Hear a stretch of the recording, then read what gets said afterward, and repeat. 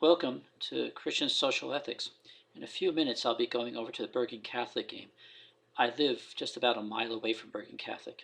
You may be wondering, hey, why does he not teach at Bergen Catholic? It's because Bergen Catholic is not St. Peter's Prep. When you or your family decided that you would come to St. Peter's Prep, you may not have realized that you were deciding to be involved in a junior course, a junior seminar on social ethics. Why during junior year? Because your brain is ready. The way you learn, the way you think, the way you socialize, you're intellectually, psychologically, and socially ready for a seminar, a college seminar on this kind of topic, social ethics. You've been involved in communities and in societies for all of your life, families, schools, organizations like churches and scouts. You've been involved with teams, clubs. You've been a part of perhaps online groups, fantasy football leagues. Perhaps you've been involved in RPGs. They're all varieties of communities, small societies. And in those organizations, in those small societies, you make decisions, you take actions that have impact on yourself and other people as well.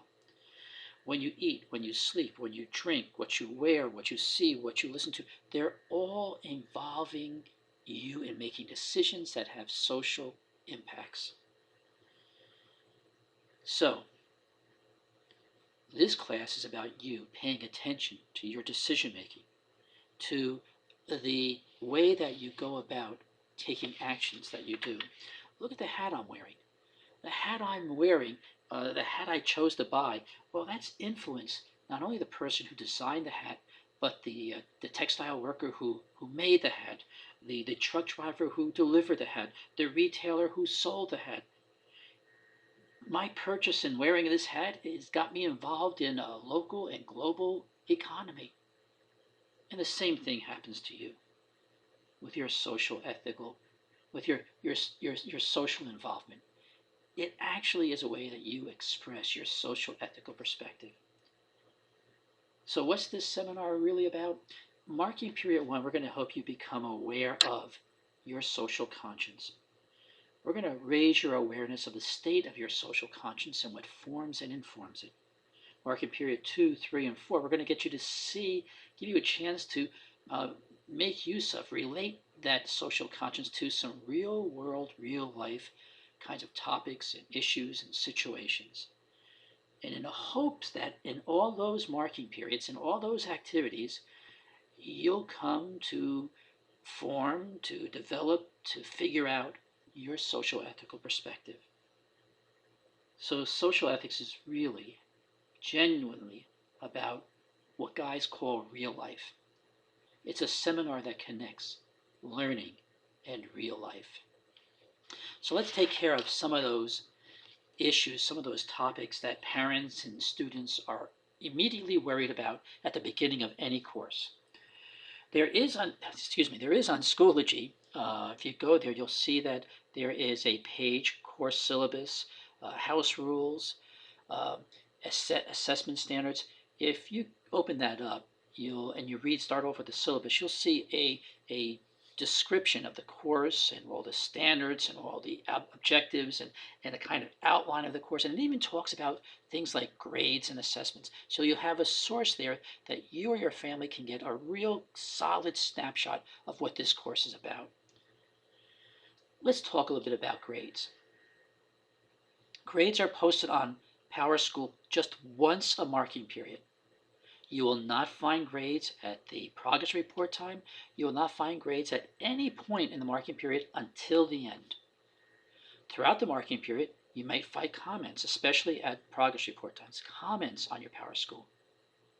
If you want to know how you're learning, all you have to do is read my feedback to you on any of the assignments that you do. That'll give you a real clear understanding of what your strengths are, what you need to work on.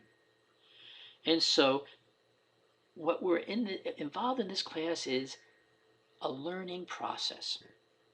And I really can't give you a sense of how the learning process is going in a grade way until the end. And here's why. Because every class consists of assessments, different ways, different opportunities that you get to demonstrate how well you're learning. In those assessments, I'll give you feedback. I'll tell you, I'll commend you for what your strengths are, your understanding, your skills.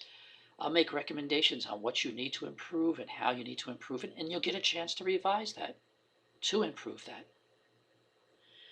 It's your choice. It's a choice in how you invest yourself in reading and writing and completing projects.